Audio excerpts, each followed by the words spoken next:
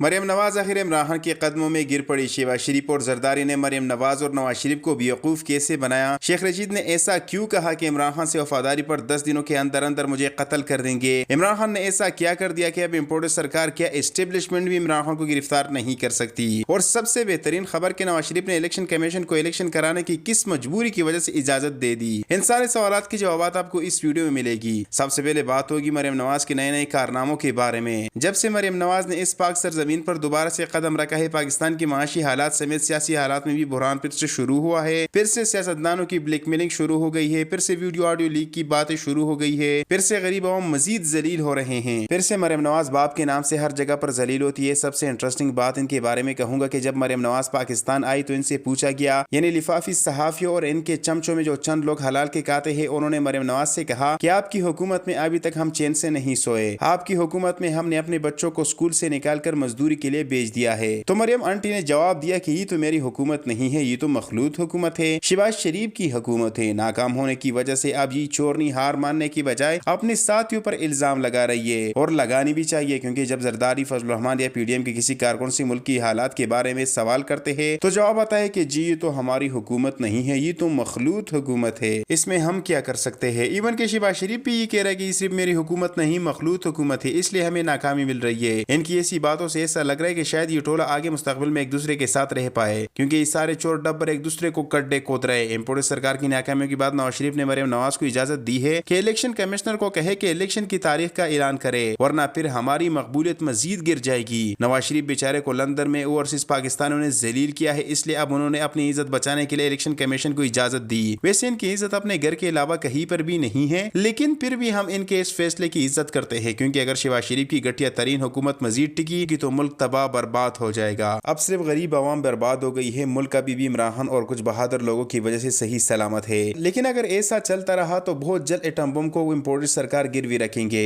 مریم نواز نے سلیم صافی کے شو میں کہا کہ ہم الیکشن سے بھاگ نہیں رہے، ہم الیکشن کی تیاری کر رہے ہیں، خاص کر میں الیکشن کی تیاری کر رہی ہوں۔ چاروں صوبوں سے ہماری پارٹی میں شامل ہونے کی فرصتیں لگی ہے، ہر کوئی چاہتا ہے کہ مجھے مسلم لیگ کی طرف سے ٹکٹ ملے۔ سلیم صافی نے کہا کہ ہمیں تو عمران خان کی پارٹی میں شامل ہونے کی خبریں مل رہی ہے، ابھی تک کسی سنگل آدمی نے بھی مسلم لیگ میں شمولیت نہیں کی، کیونکہ شہباز شریف نے مسلم لیگ کا نام مٹی میں ملا دیا ہے۔ آج کے شو میں ایک لفافی نے اپنے قائد کی بیٹی کو سب کے سامنے شرمندہ کیا۔ رہنما تحریک انصاف والے حمزہ نے کہا کہ بڑے بڑے ان پڑھ دیکھے، مریم نواز سے کم علم کوئی نہ دیکھا۔ مریم نواز کے پاس کوئی بیان یا نہیں، مظلوم بننے کا ڈرامہ رچا رہی ہے۔ انہوں نے کہا کہ عوام اب کرپٹ لیگ اور بگوڑوں کی باتوں میں نہیں آنے والے۔ مریم نواز کی ناکام لانچنگ پر جگ ہسائی ہو رہی ہے۔ پی ٹی آئی رہنما ملکہ بخاری کا کہنا تھا کہ مریم نواز نااہل سابق مجرمہ ہے۔ مریم نواز نے نیب ترامیم پاس کروا کر عدالت سے NR2 حاصل کیا۔ انہوں نے کہا کہ مریم نواز کو والد کی جھوٹی تیمارداری کے لیے ضمانت نہیں ملنی چاہیے تھی۔ مریم نیب پر حملہ ہوئی اور وہ عدالت اور ججز کے خلاف منظم مہم چلانے میں پیش رہی۔ مریم نواز پر ان تمام معاملات پر توہین عدالت لگنی چاہیے، کیونکہ اس کی گفتگو توہین عدالت کے زمرے میں آتی ہے۔ مریم نواز قانون اور آئین سے بالاتر ہے۔ عدلیہ سے مؤدبانہ استدعا ہے کہ مریم نواز کے ان بیانات کا نوٹس لیا جائے۔ پاکستان تحریک انصاف یا پی ڈی ایم کے علاوہ کسی بھی پارٹی کے کسی رہنما نے اگر عدالت کی توہین کی یا فوج کو برا بھلا کہا تو دوسرے ہی دن اسے اٹھا لیا جاتا ہے، مگر جب پی ڈی ایم والے، خاص کر شریف خاندان اور زرداری خاندان، جب بھی اسٹیبلشمنٹ کے خلاف بات کرتے ہیں تو انہیں معاف کر دیا جاتا ہے، انہیں وارننگ دی جاتی ہے۔ اس وقت امپورٹڈ حکومت انتظار میں ہے کہ کب ہمیں ایسی خوشخبری دیکھنے کو ملے گی کہ عمران خان کو گرفتار کر لیا گیا، عمران خان کو نااہل کیا گیا، کیونکہ بیچاروں کے پاس کوئی دوسرا آپشن نہیں۔ رانا ثناء اللہ نے کہا کہ جس دن میں نے تمہیں گرفتار کرنے کا فیصلہ کر لیا اس دن کوئی بچانے والا نہیں ہوگا، اس دن کیا تمہیں ڈوگر صاحب بچا لیں گے، ہم کسی سے انتقام نہیں لینا چاہتے۔ شاہد حقان عباسی نے کہا کہ جیل برو تحریک کے دوران صرف ان لوگوں کو گرفتار کریں گے جو انتشار پھیلانا چاہتے ہیں، ایک دوسرے کو جیل میں ڈالنے سے ملک کی معاشی حالات بہتر نہیں ہوں گے۔ مسلم لیگ والوں کی بیوقوفی دن بدن بڑھتی جا رہی ہے، جیل برو تحریک سے بیچارے اتنے ڈر گئے ہیں کہ بکواس قسم کا بیانیہ بنا کر عوام کو روکنا چاہتے ہیں، عوام کو ڈرانا چاہتے ہیں۔ ان کو بتانا چاہوں گا کہ اگر پاکستانی عوام ڈرپوک ہوتی تو آزاد کشمیر پاکستان کے پاس نہیں ہوتا بلکہ انڈیا کے پاس ہوتا، اور جب یہ کہہ رہے ہیں کہ جیل برو تحریک سے مہنگائی ختم نہیں ہوگی تو کیا عمران خان کو گرفتار کرنے کے بعد ختم ہوگی؟ بیرونی ممالک فضول دوروں سے ہوگی، عمران خان کی گڑی سے ہوگی؟ آپ ہمیں نہ بتائیں کہ مہنگائی کس چیز سے ختم ہوگی، کیونکہ اگر آپ کو پتا ہوتا کہ ملک کو کیسے چلانا ہے تو آج یہ نوبت نہ آتی۔ فواد چودھری نے کہا کہ پاکستانی معیشت کی بگڑتی صورتحال پر عالمی میڈیا میں شدید تشویش ہے، معیشت کو بچانے کے بجائے عمران خان کو سیاسی نقصان پہنچانے کی سوچ جاری ہے۔ طاقتور حلقوں نے پاکستانی معیشت مسخروں کے حوالے کر دی ہے۔ انہوں نے کہا کہ ان کی گفتگو پر اب ہنسی کے بجائے رونا آتا ہے۔ موجودہ حکومت हुकूमत में जो जितना बड़ा जोकर है उसे उतना ही बड़ा ओहदा हासिल है। वर्ल्ड इंडेक्स के मुताबिक पाकिस्तान अगले 8 दिनों के अंदर अंदर डिफॉल्ट हो जाएगा। कौमी खजाना इनकी कोशिशों से खाली हो जाएगा, फिर पाकिस्तानी कौम इधर उधर भटकते रहेंगे। शेख रशीद ने कहा कि अब इनको कोई समझ नहीं आ रही कि हम मुल्क कैसे चलाए, लेकिन शर्म की वजह से छोड़ नहीं सकते, क्योंकि अगर इन्होंने ऐसा किया तो फिर उम्र भर के लिए इनकी मकबूलियत खत्म हो जाएगी। इस वजह से बेचारे टिके हुए हैं। शेख रशीद ने अपनी गिरफ्तारी के हवाले से कहा कि हिरासत के दौरान मुझसे सिर्फ एक दिन ज्यादा हुई। मुझे एक जगह आंखों पर पट्टी बांधकर ले जाया गया, मेरे फोन छीन लिए गए जो कि अभी तक उनके पास है। उन्हें पैगाम दे रहा हूँ कि उसका पासवर्ड तो पूछ ले। खान को कह चुका हूँ कि जेल बरू तहरीक में सबसे पहले मैं गिरफ्तारी दूंगा। मैं इमरान खान की हिमायत करता हूँ, मुझे कत्ल भी किया जा सकता है। इमरान खान भी कह चुका है कि असफ जरदारी उन्हें मरवाना चाहता है। नामालूम जगह पर भी कहा कि इमरान खान ने कहा असफ जरदारी उन्हें खत्म कराना चाहता है। इमरान खान सियासतदान बाद में पहले खिलाड़ी है। जब शेख रशीद को गिरफ्तार कर लिया गया तो इमरान खान ने डायरेक्ट दावा किया कि शेख रशीद को जरदारी कत्ल करने वाला है। खिलाड़ी अगले बंदे की चाल समझ सकता है, तो इसलिए शेख रशीद बच गया, वरना ऐसा ही होने वाला था। इमरान रियाज खान ने कहा कि सिर्फ शेख रशीद नहीं, मेरे समेत सबको चोट डबर खत्म करने वाले हैं। अरशद शरीफ इनके हाथ लगा, अगर कोई और इनके हाथ लगा होता या मुस्तकबिल में हाथ लग जाए तो उसके साथ भी अरशद शरीफ के जैसा सलूक होगा और फिर धीरे धीरे अरशद शरीफ केस की तरह सब नॉर्मल हो जाएगा।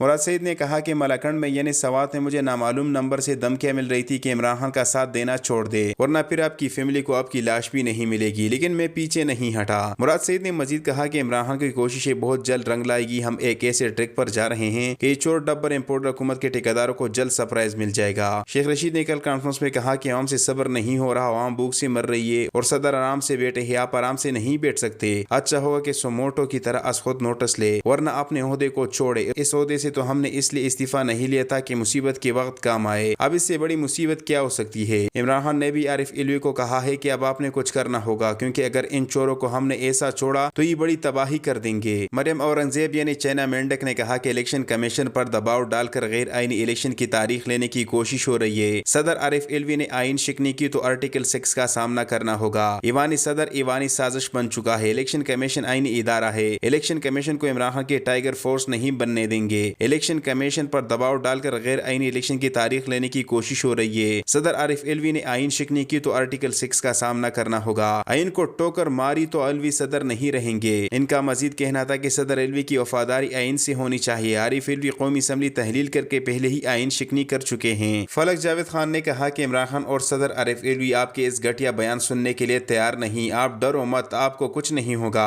इतनी बकवास से अच्छा ही सदर को ओहदे से हटा देते। हमें पता है कि आप लोग बक करने के अलावा कुछ नहीं कर सकते। अच्छा है भोंकते रहो, हम खामोश रहेंगे, क्योंकि शेर जब उठता है तो फिर आपके जैसे चूहे सामने से खुद ब खुद डर के मारे भाग जाते हैं।